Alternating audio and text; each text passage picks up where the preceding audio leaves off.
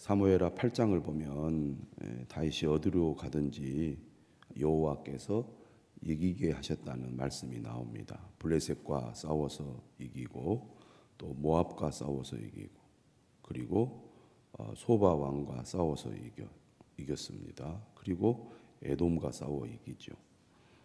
하나님이 함께 하시는 다윗과 그의 나라가 전쟁에서 계속 승전을 하게 되죠. 이러한 가운데 사무엘하 9장을 보면 다윗이 요나단의 아들을 찾게 되고 그 아들인 무비보셋에게 선을 베푸는 것을 우리가 보게 됩니다. 9장 10절에 보면 이렇게 얘기하죠. 내 주인의 아들 무비보셋은 항상 내 상에서 떡을 먹으리라.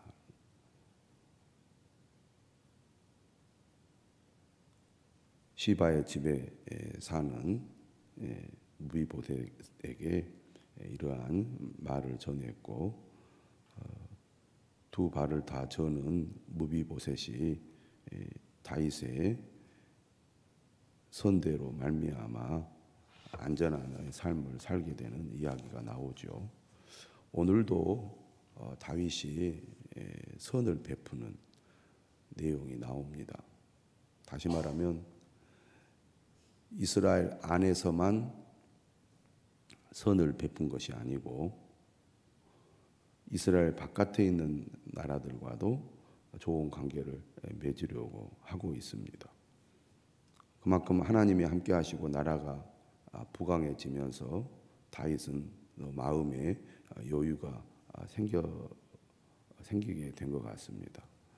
그래서 오늘 본문 1절에 보면 이제 암몬이라는 나라가 나오죠.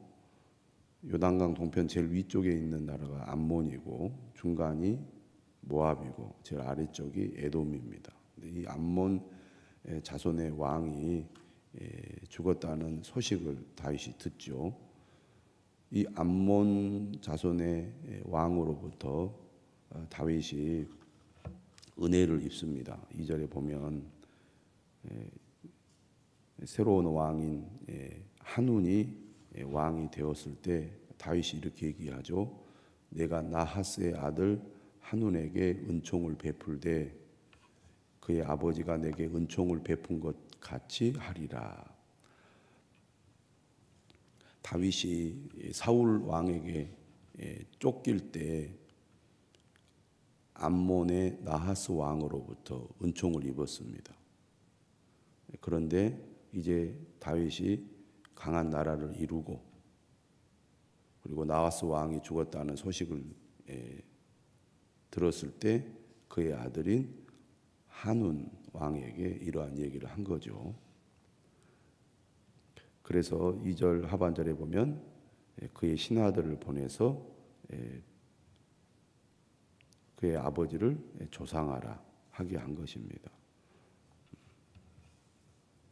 조문 사절단을 보낸 거죠. 그런데 다윗의 이러한 선한 마음이 왜곡이 되죠. 암몬 자손의 관리들이 이렇게 한운 왕에게 말합니다. 다윗이 조객을 보낸 것은 왕의 아버지를 공경하는 것이 아니라 이 성을 엿보고 탐지하여 함락시키고자 하는 것이 아니겠습니까? 다윗의 선한 의도를 의심을 하고 이 나라를 함락하기 위해서 조문을 보낸 거다라고 보고를 하자 한운이 다윗의 신하들을 잡아다가 수염 절반을 깎아버립니다. 그러니까 외교 사절단이잖아요. 그것은 곧 왕을 대신해서 보낸 사람이기 때문에 그 외교의 이제 도리라는 것이 있는데 이러한 것들을 이제 무시하고 무례한 행동을 하게 되죠. 그래서 수염 절반을 깎았다는 것은 전체 수염의 절반이 아니라 한쪽을 잘랐다는 얘기거든요. 그러니 얼마나 보기가 흉하겠습니까? 거기에다가 의복의 중동 볼기까지 잘랐다. 그러니까 엉덩이가 드러나기까지 이 옷을 잘라서 하체가 드러나게끔 한 거죠. 예.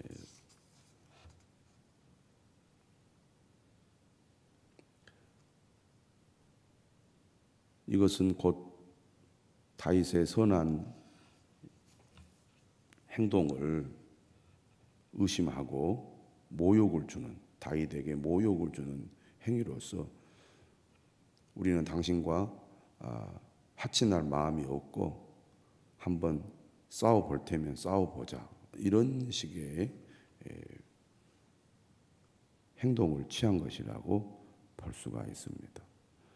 그래서 5절에 보면 사람들이 이 일을 다윗에게 알리게 되고 그 사람들이 크게 부끄러워했다고 되어 있고, 왕이 그들을 맞으러 보내 이르기를 너희는 수염이 자라기까지 여리고에 머물다가 돌아오라. 수모를 당하고 돌아온 신하들을 배려하는 말입니다. 암몬 자손의 이전 왕과의 관계를 생각해서 암몬과 싸우지 않고 좋은 관계를 맺으려고 했는데 오히려 그들은 우리를 함락하기 위한 의도로 찾아온 것으로 오해를 하고 한마디로 말하면 싸움을 건 것이죠. 그래서 불가피하게 전쟁이 일어나게 됩니다. 그런데 6절에 보니까 암몬 자손들이 자기들이 다윗에게 미움이 된 줄 알고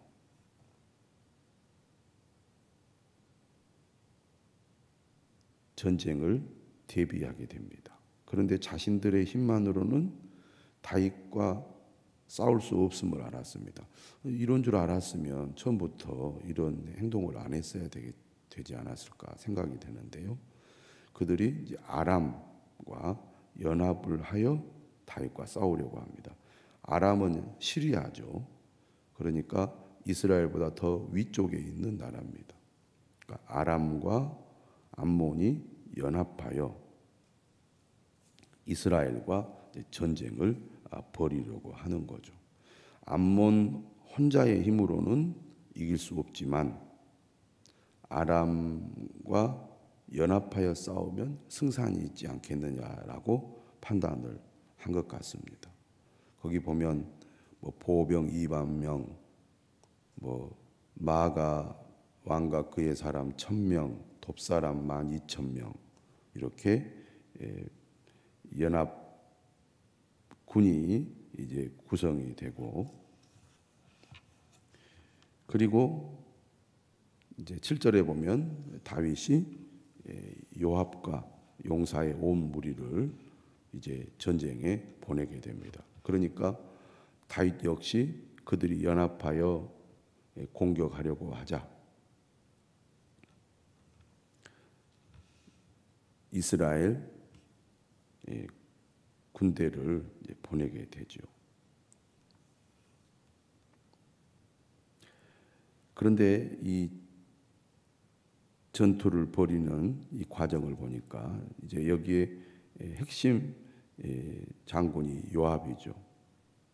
근데 요압이 이스라엘의 선발자 중에 또 엄선을 해서 아람 사람과 싸우려고 진을 치는데 다시 군대를 편성해서 일부는 요압에게, 또 남은 일부는 그의 아우 아비새에게 맡겨서 이렇게 나누어서 이제 전쟁을 벌이려고 합니다. 왜냐하면 한 팀은 암몬과 싸우고 한 팀은 아람과 싸우기 위해서죠. 그런데 11절 이렇게 얘기를 해요. 요압이 만일 아람 사람이 나보다 강하면 네가 나를 돕고 만일 암몬 자손이 너보다 강하면 내가 가서 너를 도우리라. 그러니까 이 아람과 이 암몬 사이에 지금 이스라엘 군대가 끼어 있습니다. 그러니까 잘못하면 협공을 당해서 전쟁에 질 수도 있는데 요압은 지금 상당히 자신감이 있어요. 우리가 두 팀으로 나눠서 한 팀은 암몬과 싸우고 한 팀은 아람과 싸워도 우리는 충분히 저들과 싸워서 이길 자신이 있다고 얘기를 하는 겁니다. 그만큼 계속된 이 전쟁을 통해서 이 전쟁에 대한 자신감, 그런 노하우가 그만큼 쌓여 있었던 거죠. 그래서 이렇게 얘기를 했고요. 12절에 이렇게 말합니다. 너는 담대하라. 우리가 우리 백성과 우리 하나님의 성읍들을 위하여 담대히 하자. 그러니까 하나님이 우리와 함께 하시니까 우리가 이길 거다. 이 승리의 확신이 있었던 겁니다. 여호와께서 선히 여기시는 대로 행하시기를 원하노라. 그러니까 이 전쟁은 다윗이 침략하여 암몬을 무찌르는 전쟁이 아닙니다. 선을 행하려고 오히려 그들에게 손을 내밀었는데 그들이 선을 악으로 갚는 행위를 하니까 불가피하게 전쟁이 일어나게 된 거죠. 그래서 전쟁이 벌어졌는데 결과는 어떻게 됩니까? 당연히 요압의 군대가 이기게 되죠. 그래서 14절에 보면 아람 사람이 도망을 합니다.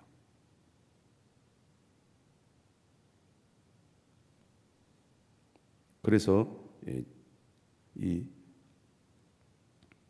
아람과 암몬과의 전쟁에서 이기게 되는데 완전한 승리를 거두는 것은 아닙니다. 왜냐하면 전쟁에서 그들이 뭐라 그럴까요? 열세에 몰리게 되니까 그들이 도망을 가버리잖아요. 그러니까 자연스럽게 전쟁이 이제 끝나게 되는 거죠. 그래서 요압이 암몬 자손을 떠나서 예루살렘으로 돌아가게 되죠. 15절에 보면 아람 사람이 자기가 이스라엘 앞에서 패하였다는 것을 알고 다시 모이게 됩니다. 이때 하닷에셀이 사람을 보내 강 건너쪽에 있는 아람 사람을 불러내죠. 헬람이라는 곳에 이르러서 전쟁이 벌어집니다. 이때 하닷에셀의 군사령관 소박이 이 군대를 거느리고 이제 전쟁을 벌이게 되는데요.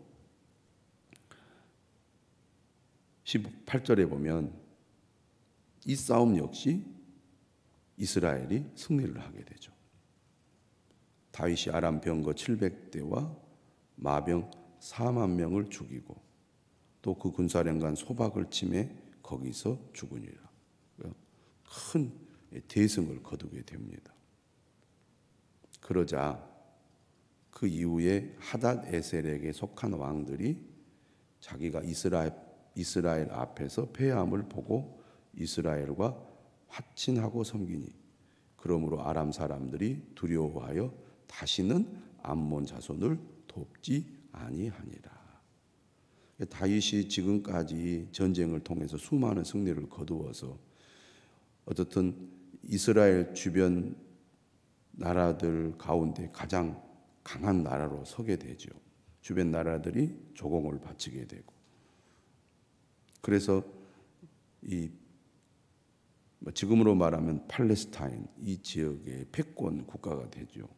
그리고 가장 근접해 있던 아람과 시리아죠. 아람과의 전쟁을 통해서 아람 역시 이 다윗의 지배를 받는 그런 이제 관계가 되는 겁니다.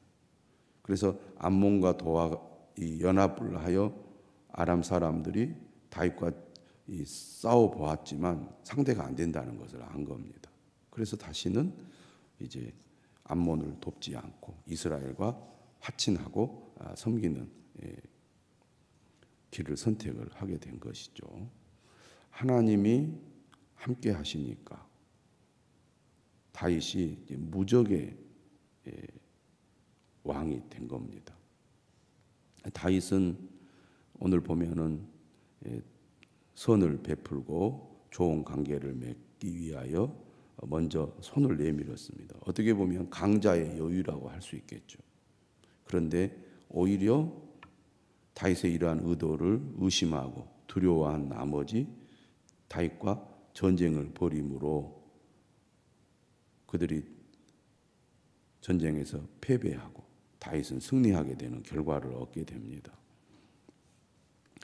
오늘 말씀은 하나님이 함께 하시는 다윗이 의도하지 않는 일까지 일어나서 결국에는 다윗이 더 강한 나라를 이루고 주변 나라들을 지배하는 그런 패권을 가지는 결과를 얻게 되었다는 것을 보여주는 사건이라고 하겠습니다.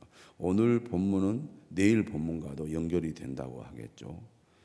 하나님의 은혜로 가장 잘 나갈 때, 잘 될 때가 위험한 때라는 것이죠. 하나님이 은혜를 주시어서 복을 받았을 때 더 겸손한 마음으로 하나님의 뜻을 따르고 더 겸손한 마음으로 하나님 앞에 엎드려야 되는데, 사람이 이제 너무 잘 나가게 되면 유혹이 있게 되고 방심하면 넘어질 수 있다는 것. 믿음이 좋은 다윗도 마찬가지라는 것입니다. 오늘 말씀을 보면 하나님이 함께 하심으로 다윗이 잘 된 거잖아요. 하나님이 은혜를 주셨기 때문에 다윗이 복을 누린 거고, 하나님이 다윗을 위하여 싸우셨기 때문에 다윗이 승승장구할 수 있었다는 것. 이것을 결코 잊어서는 안 된다는 겁니다. 우리가 너무 어떤 일이 잘 되면 마치 내가 잘나서 잘 된 것처럼, 내가 능력이 있어서 잘 된 것처럼 우리가 착각을 하게 되는데, 잘 될수록 겸손한 마음으로 이 모든 것, 하나님이 우리에게 주신 은혜라는 생각을 결코 잊지 않아야 되겠습니다. 그러므로 하나님이 은혜를 주셔서 우리의 삶이 복이 될수록 하나님 앞에 더 가까이 나가야 됩니다.